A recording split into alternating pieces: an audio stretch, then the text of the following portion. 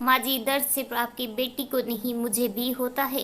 अरे बहू, तुमसे तो ऐसी उम्मीद नहीं थी मुझको। तुमसे ऐसी लापरवाही कैसे हो गई?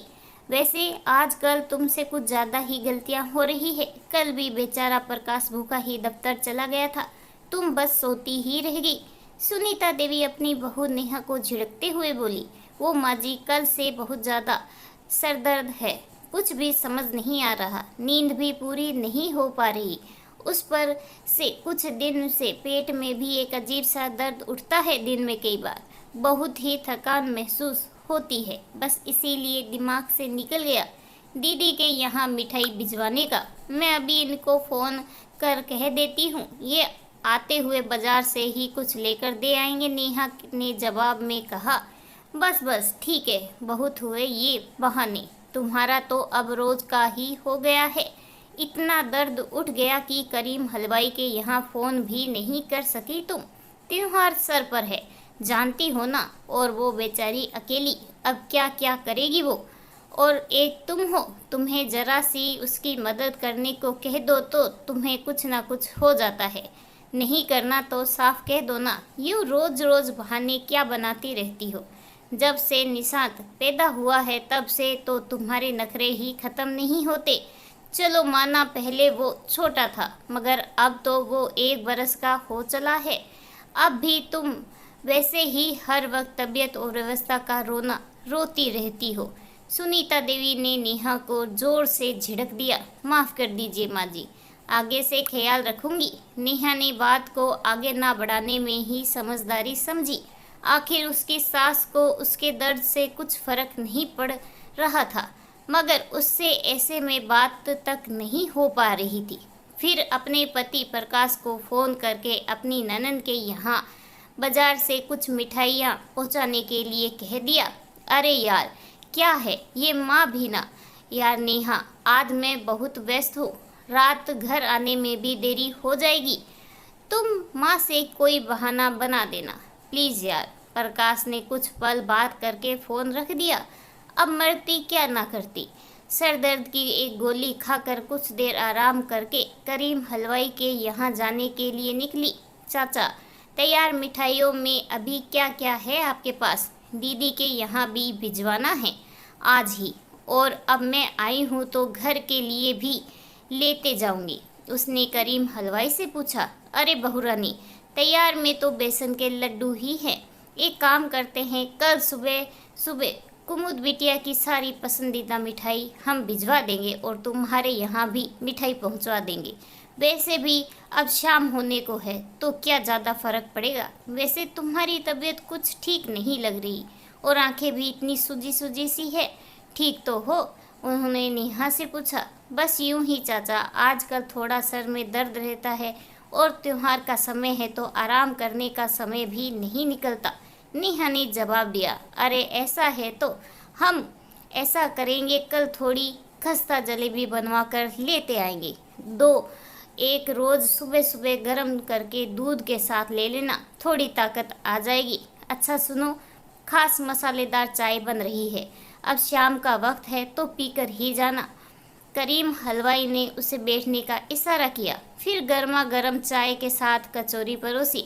नेहा को तो जैसे माँ की याद आ गई। पहला निवाला मुंह में लेते ही आंखों से आंसू बह निकले। किसी तरह खुद पर काबू पा उसने चाय खत्म की, फिर अपनी सास और प्रकाश के लिए भी कचौरियाँ बनवा ली।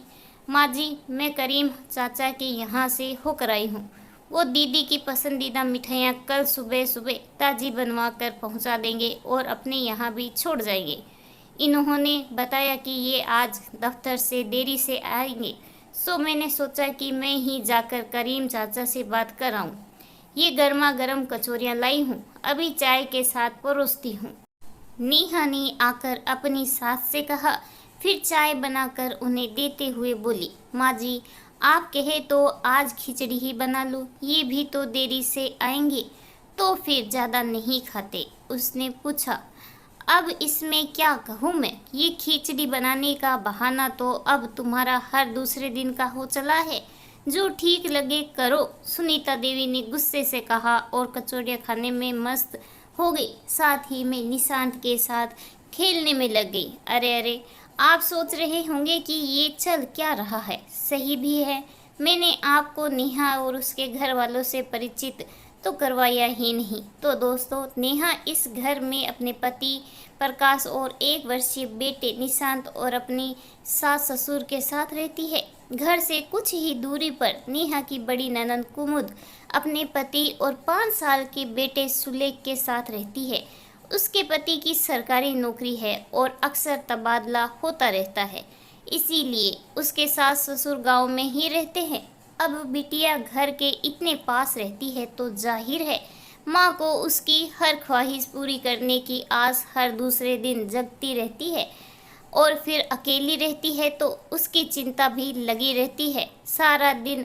बस हाय वो ये कैसे करेगी, हाय वो कितना थक गई होगी, हाय उसका बच्चा कितना शैतान है और न जाने क्या क्या। और ऊपर से त्योहार पर जो उसके सास ससुर उसके यहाँ आने वाले हों तब तो उनकी चिंता 7वें आसमान को छू जाती है। इधर उनके हिसाब से नेहा एक आरामदायक जीवन जीती है, क्योंकि निशांत को देखने में वो उसकी थोड़ी बहुत मदद कर देती है। उनके हिसाब से नेहा निशांत के पैदा होने के बाद से दिन प्रतिदिन लापरवाह होती जा रही है। खैर, कहानी में वापस आते हुए इधर नेहा मंदिर साफ कर रही थी, उधर सासू माँ बड़बड़ाए जा रही थी। बेचारा सुबह भी भूखा जाए, रात को भी खिचड़ी खाए, पता नहीं कितनी थकान चढ़ी रहती है महारानी को। जो भी हो, नेहा ने काम खत्म करके उन्हें खिचड़ी परोसी और खुद भी निशांत को खिलाने बैठ गई। आखिर सासू जी निशांत के साथ खेल तो लेती है, मगर उसके काम सब नेहा को ही करने होते हैं। देखा तो डायपर भरा हुआ था, पहले बदल कर फिर उसे खिचड़ी खिलाई। तब तक प्रकाश भी आ गया। उठकर वो रसोई में गई और अपने और प्रकाश के लिए थाली परोसने लगी। सासू माँ तो अब तक अपने कमरे में आराम करने प्रस्थान कर चुकी थी। ससुर जी आजकल गांव गए हुए थे तो सासू माँ जल्दी ही सो जाया करती थी। आखिर दुखड़े सुनने वाला कोई नहीं था ना। यार नेहा, अच्छा किया कचौरियाँ ले आई, बड़े दिन से मन था खाने का। प्रकाश ने खाने की टेबल पर बैठे बैठे नेहा से कहा। क्या बात है, सर दर्द अभी भी है क्या? पूछते ही अंदर से आवाज आई, हाँ हाँ और पूछो। सर चढ़ा रखा है तुमने, सारा दिन भूखे रहो और आकर आरती उतारो इनकी। अरे छोड़ो यार माँ की इन बातों को, चलो खाना हो गया, हम भी अंदर चलकर बातें करते हैं। प्रकाश ने निशांत को गोद में लेते हुए कहा। आज चलिए, मैं रसोई समेट कर आई। अगले दिन सुबह जल्दी भी उठना था, आखिर पूरे घर की सफाई बाकी थी। सो जल्दी से रसोई का काम निपटा कर उसने कमरे का रुख किया। जाकर देखा तो प्रकाश निशांत को सुला चुका था। चलो अब तुम भी थोड़ा आराम कर लो, मैं बाम लगा देता हूँ, उसने कहा। थकी मांदी नेहा को कब नींद आ गई पता ही नहीं लगा। दिवाली का त्योहार अब सर पर था तो अगले दिन सारी सफाई का काम उसने जैसे तैसे निपटाया। साथ ही निशांत का खाना पीना, सासू माँ के ताने सुनना, ये भी तो सब कर ही रही थी। दोपहर को करीम चाचा की मिठाइयाँ लेकर पहुंच गए। बहुरानी, जलेबी कल सुबह सुबह छोटू के हाथ ताजी भिजवाऊंगा, दूध के साथ ले लेना, 2-4 दिन में ताकत लगने लगेगी। अच्छा बिटिया के यहाँ भी मैंने सब सामान पहुंचा दिया है, और कुछ काम हो तो कहना, उन्होंने कहा। ठीक है चाचा, फिलहाल आप रात को छोले कुलचे भिजवा देंगे, आज सारा दिन काम में ही जाएगा तो खाने बनाने में दिक्कत होगी, नेहा ने कहा। ज़रूर बहुरानी। करीम भाई, अब बहुरानी तो काफ़ी व्यस्त है, इन्हें तो याद रहेगा नहीं कि कुमुद बिटिया भी काम में लगी है। खैर, आप उनके यहाँ भी छोले कुलचे भिजवा दीजिएगा, बेचारी अकेली ही सब संभालती है, सासू माँ ने पीछे से आवाज़ देते हुए कहा। जी बिल्कुल बड़ी भाभी, करीम भाई ने उनसे कहा। इतने में ही निशांत सोकर उठते ही भूख से रोने लगा। नेहा काम छोड़ उसके लिए खिचड़ी लेकर गई। उसे खिलाने और उसका डायपर वगैरह बदलने के बाद वो उसे सासू माँ के कमरे में पहुँचा आई। तब तक दोपहर के खाने का वक्त हो चला था तो अपना और उनका खाना निकाल कर कमरे में ले गई। माँ जी, आज इनके आने के बाद यदि आप रसोई में थोड़ी मेरी मदद कर दे तो सारा काम आज ही खत्म हो जाएगा। ये निशांत को संभाल लेंगे थोड़ी देर, उसने झिड़कते कहा। बस बात पूरी होनी थी कि सासू माँ आग बबूला हो उठी। अरे वाह महारानी, क्या आइडिया निकाला है। सारा दिन निशांत को संभाले, मैं नहीं थकती, जो रात को भी तुम्हारी मदद के लिए आ जाऊं। और बेचारा प्रकाश तो दफ्तर में सारा दिन मच्छर मारता है ना, कि रात को आकर बच्चा संभालेगा। बस एक तुम ही काम कर रही हो घर में, रात खाना भी तो नहीं बनाना। करीम भाई से मंगवा लिया है तुमने, अब भी थकावट चढ़ी है तुमको। नेहा चुप रहेगी। खैर, रात को ही निशांत को प्रकाश के पास छोड़ उसने रसोई का काम शुरू किया। बच्चे के सोने के बाद प्रकाश उसे पालने में रखकर नेहा की मदद को आ गया। लाओ नेहा, मैं कुछ मदद कर देता हूँ, जल्दी सब निपट जाएगा। तुम नीचे नीचे का करो, मैं जल्दी से ऊपर का निपटा देता हूँ, कहकर उसने लंबी झाड़ू नेहा के हाथ से ले ली। प्रकाश के बस साथ होने की खुशी से ही नेहा जैसे दुगनी तेजी से काम करने में लग गई। जल्दी से सब काम निपटाकर दोनों के लिए नेहा ने चाय बनाई। बड़े सुकून से वो प्रकाश के साथ बैठकर चाय का आनंद ले रही थी। अगले दिन सुबह प्रकाश के दफ्तर जाने के बाद सासू जी ने नाश्तों की लिस्ट थमा दी। ये सब बना लेना, और हाँ, दामाद जी के यहाँ के लिए भी बनेगा। कुमुद बिटिया अभी सफाई ख़त्म नहीं कर पाई है तो वो नहीं बना पाएगी। मैं ज़रा बाहर जा रही हूँ, लौटने में शाम हो जाएगी, आते हुए कुछ खाने को लेती आऊँगी, कहकर वो निकल गई। अब एक और बच्चे को संभालना तो दूसरी ओर रसोई का काम निपटाना। उसने निशांत का पालना रसोई में ही खींच लिया। शाम होते होते लगभग सब तैयार था। प्रकाश भी जल्दी ही आ गया था तो उसने भी कुछ मदद कर दी। लेकिन माँ गई कहाँ? कुछ तो बताया होगा, उसने पूछा। नहीं, कुछ नहीं, इतने में ही सुनीता देवी आ गई। लो नेहा, ये रात के लिए दाल और नान अच्छे से गर्म कर लेना, बहुत भूख लगी है, चलो खाते हैं, कहकर रसोई में पकवानों को देखने पहुंची। अरे कुछ कम नहीं पड़ेगा क्या? बिटिया के सास ससुर भी आ रहे हैं, वहाँ भी ठीक से भिजवाना होगा। तुम भी ना बस। अच्छा सुनो प्रशांत, खाना खाकर तुम गाड़ी निकालो। चलो आज ही सब पहुंचा आए, फिर कल समय भी नहीं मिलेगा। साथ ही दामाद बाबू से भी आज ही त्योहार मिल लेंगे, कहकर डब्बों में भरने लगी। नेहा ने जल्दी से खाना लगाया और फिर प्रकाश खाना खाकर सब डब्बे गाड़ी में रखने लगा। फिर अगले 4 दिन त्योहार में कहाँ निकल गए पता ही नहीं चला। इस दौरान नेहा को कई बार पेट दर्द की शिकायत भी रहती, मगर त्योहारों के चलते उसने डॉक्टर के पास जाने से इनकार कर दिया। नेहा, कुमुद बिटिया के सास ससुर आ गए हैं आज सुबह की गाड़ी से। तुम आज रात का खाना सबके लिए बनाकर पैक कर लेना, वहीं चल के साथ में खाएंगे। साथ ही उनसे त्योहार मिलना भी हो जाएगा। उन्होंने सुबह सुबह रसोई में फरमान सुना दिया। प्रकाश ने उनकी बात कमरे में ही सुन ली। माँ, खाना मैं होटल से लेता आऊँगा। ये त्योहारों के चक्कर में नेहा भी काफ़ी थक चुकी है, इतने लोगों का खाना बनाने में फिर पूरा दिन निकल जाएगा, उसने कह दिया और फिर दफ्तर के लिए निकल गया। क्या मुट्ठी में लिया है पति को, बिल्कुल जोरू का गुलाम बनाकर रखा है। कौन सी घुट्टी पिलाती हो भाई, ज़रा हमें भी तो बता दो, क्योंकि हम तो सारी उम्र यही नहीं कर पाए। सुनीता जी नेहा को ताना मारते हुए बोली। नेहा ने कोई जवाब नहीं दिया और चुपचाप अपने काम में लगी रही। वैसे करीम चाचा की खस्ता जलेबी और दूध वाला फॉर्मूला उस पर कुछ काम करता सा लग रहा था उसे।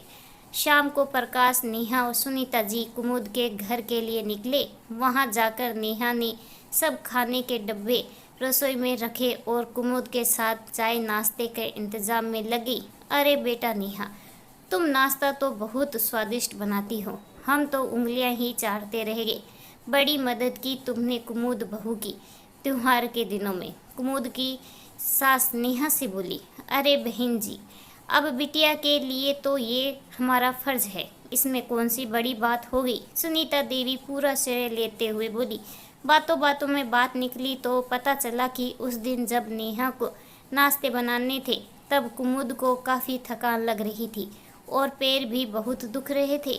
उस दिन सुनीता जी कुमुद के घर पर ही थी सारा दिन उसके काम में हाथ बटाने के लिए।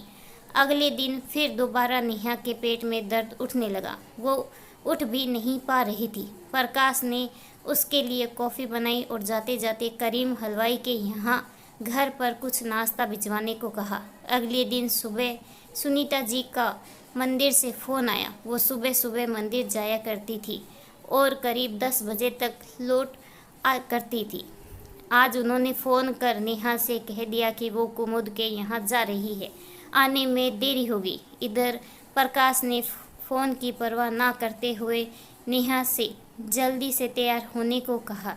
दर्द तो उसे था ही, तो ज़्यादा ताकत भी नहीं उसे लग रही थी। किसी तरह उसने कपड़े बदले और दोनों निकल गए। निशांत के लिए भी प्रकाश ने बैग में बिस्कुट वगैरह ही रख लिए थे। शाम घर आने में थोड़ी देर हो गई। जब वो लोग पहुँचे तो सासू माँ आग बबूला हो मुँह सुजाए बैठी थी। लग रहा था कि आज तो प्रकाश की भी खैर नहीं। क्या बात है, कल तो बड़ा दर्द हो रहा था, आज घूमने फिरने के लिए सारा दर्द खत्म हो गया। उन्होंने सीधा सवाल कर दिया। इससे पहले कि प्रकाश कुछ कहता, नेहा ने उसका हाथ जोर से पकड़ा और रोक दिया। माँ जी, दर्द हो रहा था इसीलिए गए थे। अब आपको तो बस दीदी की फिक्र खाए जाती है। उसके पैरों में दर्द हुआ तो आप उनका घर साफ करने चली गई। उनको कभी छींक भी आ जाए तो आप काढ़ा बनाने पहुंच जाती है। दिवाली में आपको उनकी थकान रोज़ दिखती थी। उनका 5 साल का बच्चा बहुत छोटा लगता था, मगर मैं दो दो जगह का नाश्ता बनाकर भी आपके हिसाब से थकती ही नहीं। आज उनको जरा सा बुखार क्या आया, आप उन्हें लेकर डॉक्टर के पास चली गई। अब क्योंकि उनके सास ससुर तो यहाँ रहते नहीं, तो उनको तो कुछ पता नहीं, और जीजा जी को तो जैसे कुछ आता नहीं।